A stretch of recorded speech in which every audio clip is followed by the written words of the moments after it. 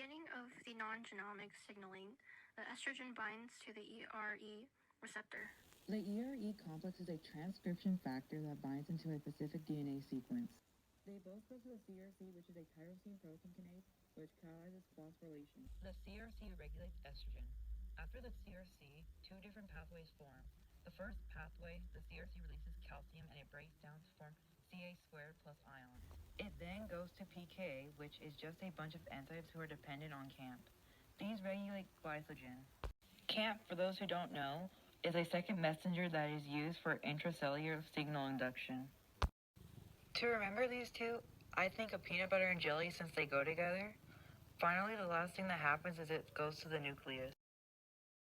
From the PI3K, MAPK, a phosphate is added to make a AKT protein kinases B. AKT is the activation of protein kinases B. The AKT protein kinases B goes through a period of rapid signaling and reaches the nucleus.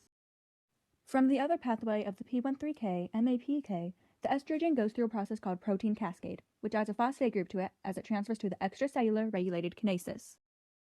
From the ERK1/2, the phosphate goes on to activate any needed molecules in the area.